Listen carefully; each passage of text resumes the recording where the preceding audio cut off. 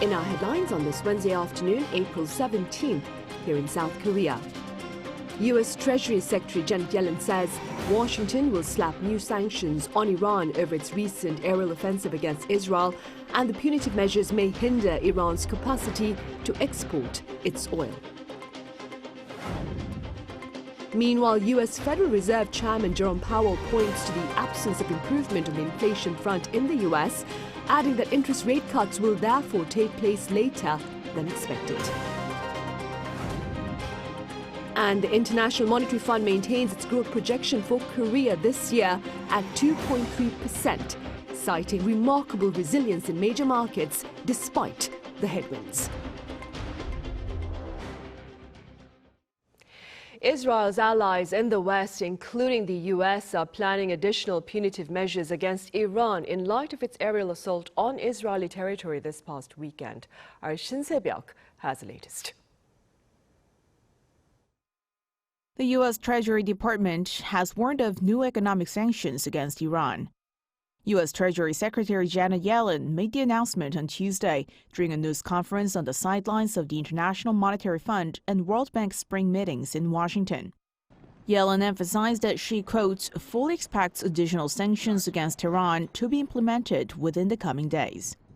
She also noted that the U.S. has been actively working to curb Iran's oil export capabilities and suggested that further action could be taken in this area. Her remarks came as Iran launched its first ever direct attack against Israel on April 13th, firing some 300 drones and missiles in retaliation for a suspected Israeli airstrike on its embassy compound in Damascus earlier in the month. The European Union is also seeking to expand its sanctions against Iran. On Tuesday, the foreign ministers of the 27 EU member states convened an emergency video conference where several countries agreed on the need for additional sanctions against Iran. Some member states propose the adoption of expand the restrictive measures against Iran. The proposed sanctions reportedly include targeting components used in Tehran's weapons manufacturing. The sanction-related developments from the Treasury Department occurred as Israel ramped up diplomatic efforts to advocate for broader sanctions against Iran. Earlier on Tuesday, the Israeli Foreign Ministry revealed via a social media post that it has sent letters to 32 countries urging them to impose sanctions on Iran's missile program. Meanwhile, Washington expressed significant concern over potential military collaboration between North Korea and Iran, particularly in nuclear and ballistic missile development. State Department spokesperson Matthew Miller raised such concerns in a briefing on Tuesday in response to a question about suspected cooperation between the two regimes. Pentagon Press Secretary Pat Ryder, in a separate briefing, emphasized that the U.S. is aware of the threats from North Korea and Iran. He highlighted that the U.S. is committed to working closely with its Indo-Pacific allies, including South Korea and Japan, to enhance security and stability in the region. Shin Se-byuk, Arirang News. Staying on the diplomatic front, as reported in our newscast back on Tuesday, Seoul has condemned Tokyo's latest claim over the South Korean islets of Dokdo.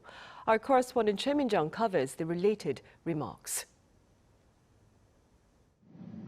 Japan has yet again made territorial claims over Dokdo Island in its annual foreign policy report.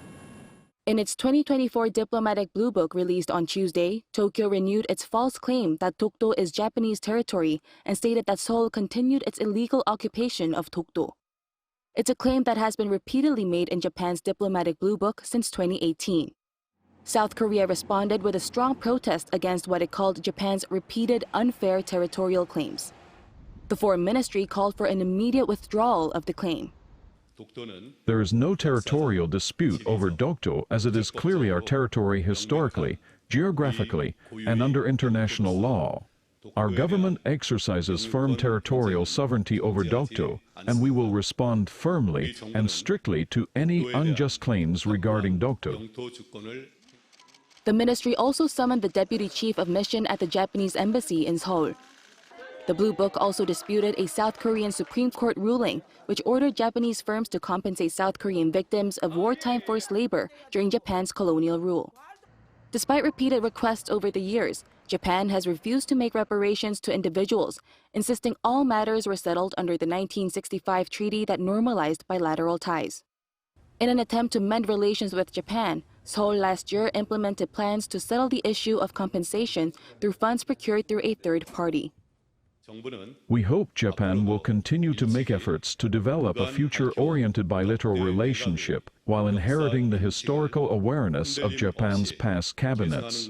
Our government will continue to make efforts to help victims recover through the compensation plan. Meanwhile, the Blue Book describes South Korea as an important neighboring country that Japan should cooperate with as a partner. This reflects a significant improvement in bilateral ties since President Yoon Suk-yeol took office in 2022, as Tokyo last called Seoul a partner 14 years ago. Choi Min-dang, Arirang News. U.S. Ambassador to the United Nations Linda Thomas-Greenfield says Washington and its allies are exploring all options of maintaining their monitoring of Pyongyang sanctions evasion activities.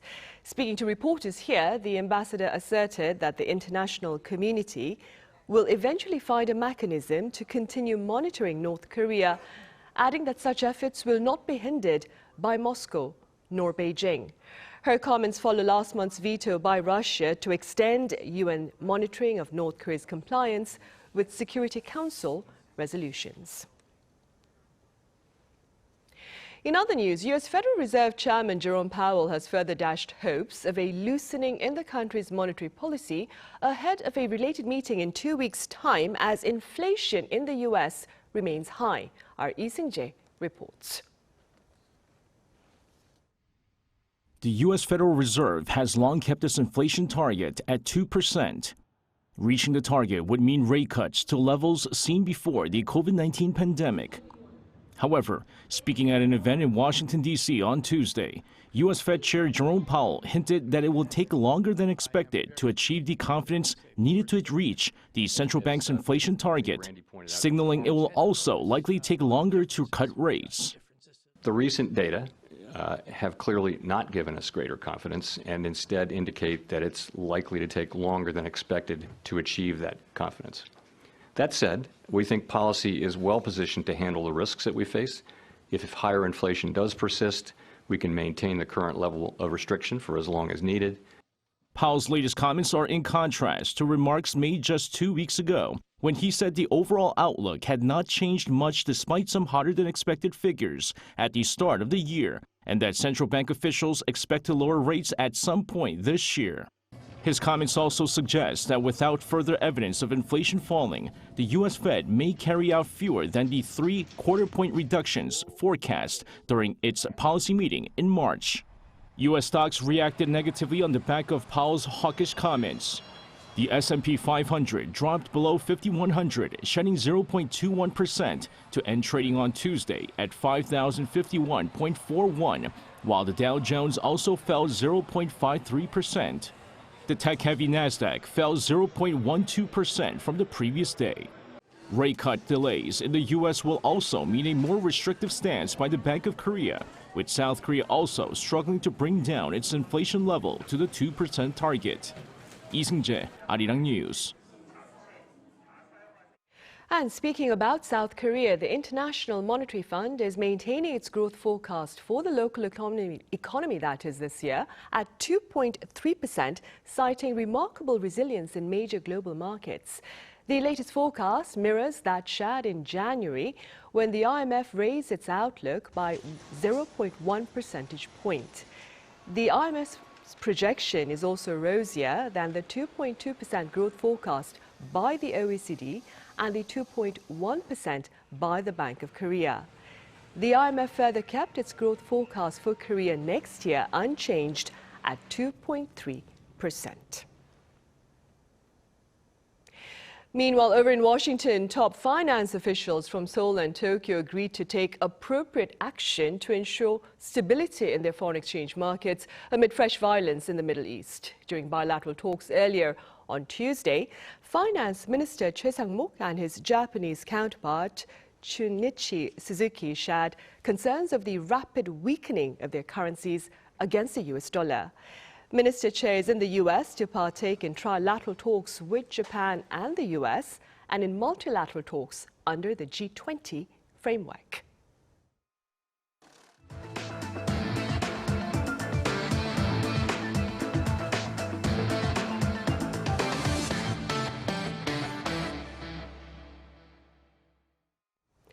In the U.S., jury selection continues ahead of the trial of former U.S. President Donald Trump. Our Song Yoo-jin reports.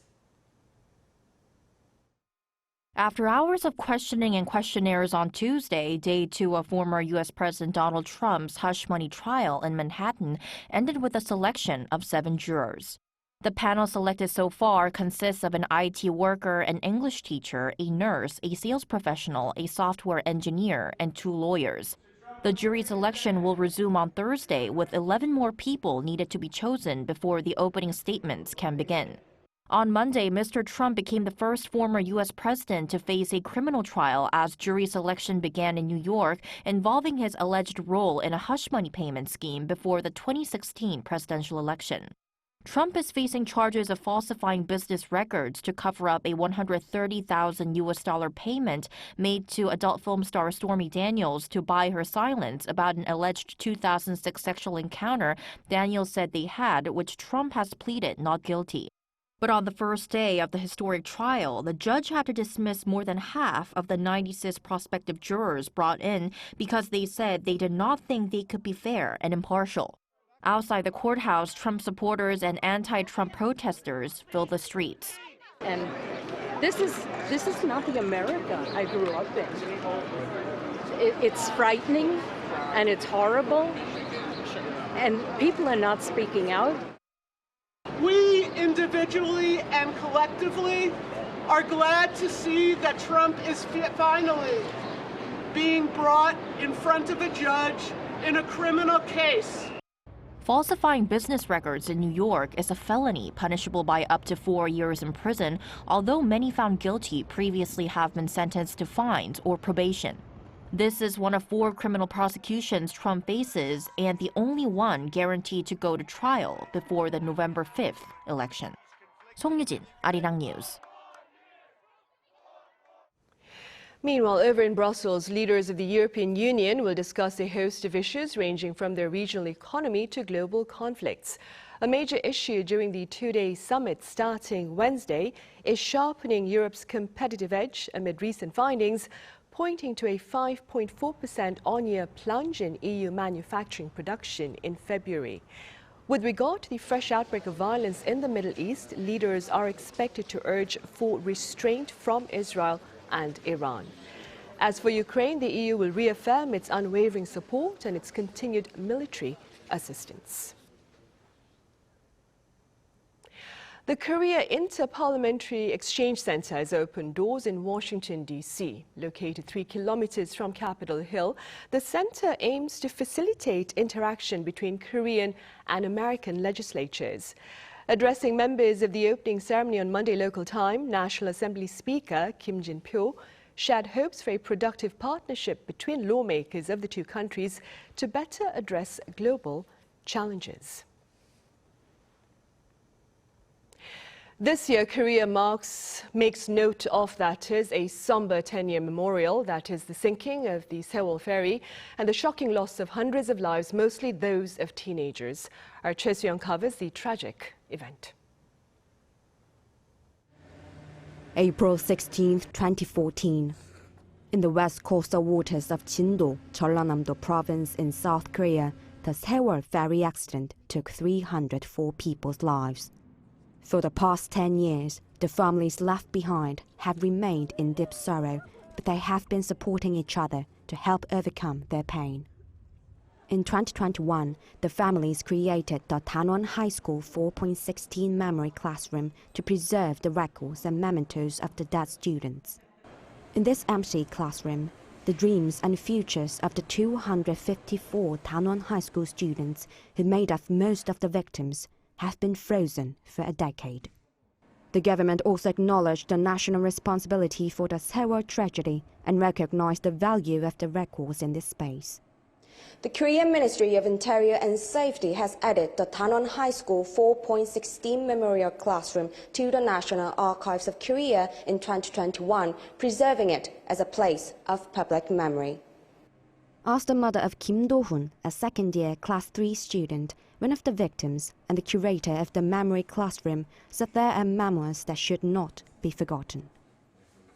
The people of South Korea and everyone around the world vividly witnessed the Sewol tragedy happen on that day. This space is not just for memories of the disaster and the wounds it caused, but also a place for the future where we overcome pain and create hope. The day remains a deep wound in Koreans' hearts as well. Although I don't remember it well, I have visited here ever since the Sewol incident happened. I thought that such a thing should never happen again. The memorial ceremony was held in Ansan, Gyeonggi-do Province on Tuesday, home to the Danon High School, which most of the victims attended, marking the 10th anniversary. Over 3,000 people attended the ceremony. The names of the 304 victims were called out one by one, including the 5 whose remains have yet to be recovered. At 4:16 p.m., a siren sounded to honor the victims and to remind people to be aware of potential disasters. Painful, but continuing to replay memories, this is how they heal their wounds and mourn their lost children. Choi Soo-hyung, Arirang News, Ansan. Shifting gears now, a Korean research team has developed landing technology for delivery drones to allow for their wider application in daily life. Our Ian Jin explains. This is a delivery drone that transports items from Jeju Island to nearby Gapado Island. It quickly delivers food or daily essential products to areas that lack accessibility. The most important factor for such delivery drones is safely avoiding any obstacles and landing at an exact location. With the development of driving technology, these drones can reach their destinations with GPS tracking, but they haven't been able to detect surrounding geographic features. To improve this technology, a team of Korean researchers have developed a new landing technology for these drones by combining 2 different kinds of sensors. A camera sensor first monitors geographic features. Then its artificial intelligence function checks for obstacles like water or trees or any surface distortion in the shadows. Then, tilt information detected using a radar sensor is combined to determine whether it's safe for the drone to land. The research team set up obstacles for test purposes, and the drone was able to find an empty spot between the obstacles for a safe landing. We applied the best features of the 2 kinds of sensors for this research. We've confirmed from testing in various environments that this technology can be used for the safer landing of drones.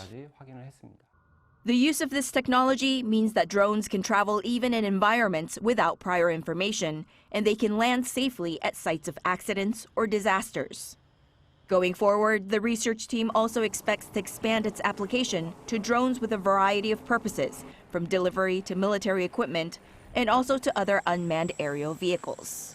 Ian Jin, Arirang News.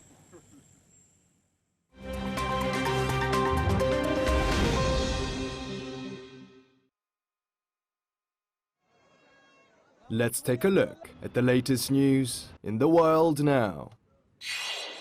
We begin today in India, which is holding its general election starting on April 19th.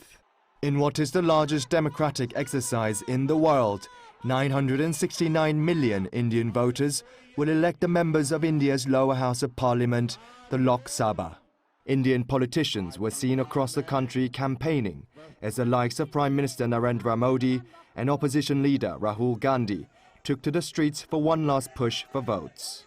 On Tuesday, the incumbent Prime Minister Modi addressed the supporters of his Bharatiya Janata Party at public rallies in West Bengal state, while the Indian National Congress Party's Gandhi held a roadshow in Kerala.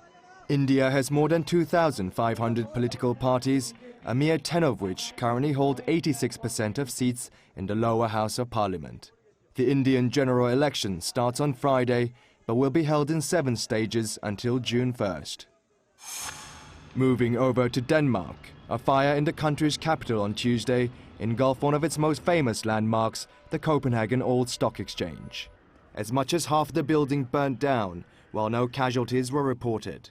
One of the city's oldest buildings, the old stock exchange, was under renovation, wrapped in scaffolding and plastic sheets, which made it harder for emergency services to get the fire under control. Culture Minister Jakob Engel Schmidt said that 400 years of Danish cultural heritage had gone up in flames, while Danish Chamber of Commerce Director Brian Mikkelsen vowed to rebuild the building no matter what. The Dutch Renaissance-style building, which dates back to 1625, has served as the headquarters of the Danish Chamber of Commerce since the 1850s. US multinational tech giant Microsoft announced Tuesday an investment worth $1.5 billion in United Arab Emirates-based artificial intelligence firm G42. The investment gives Microsoft a minority stake and a seat at the board of G42. Microsoft said the binding effect of the first-of-its-kind agreement would ensure secure and trusted development of AI. The two companies also said that the US and UAE governments were involved to assure the security of Microsoft cloud services to be used by G42 to run its AI applications. G42 reportedly has divested its investments in China and began the process of moving away from the use of Chinese hardware. The United Kingdom passed a parliamentary vote on Tuesday to ban anyone aged 15 and under from ever buying cigarettes. The Tobacco and Vapes Bill, which is one of the British Prime Minister Rishi Sunak's flagship policies, which, if enacted, will become one of the world's strictest anti-smoking laws. The bill passed the House of Commons, the UK's lower chamber, with 383 votes in favour and 67 against. The bill angered a number of members of even Sunak's governing Conservative Party, including former Prime Ministers Liz Truss and Boris Johnson, who said that the state should not interfere with people's lives. The Tobacco and Vapes Bill, if enacted, will ban children born since 2009 from ever being able to legally buy tobacco. Kim Seong, Arirang News.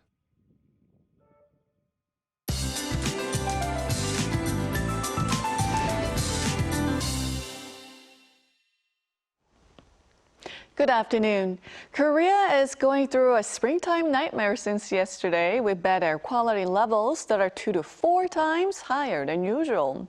Dust alerts are in place for some parts of the country, and eastern regions could see dust levels soaring to very bad during the day.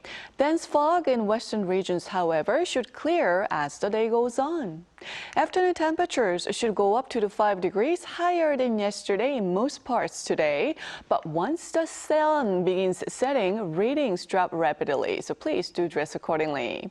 For a closer look at today's highs now, Sewol sees a high of 23 degrees Celsius, Jeju topping out at 19 degrees. Skies will get sunnier, but refrain from going outside, please, and wear a face mask.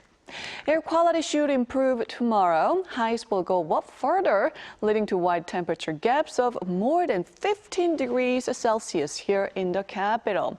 Then we have nationwide rain in the forecast this weekend. That's Korea for you, and here's a look at the international weather conditions.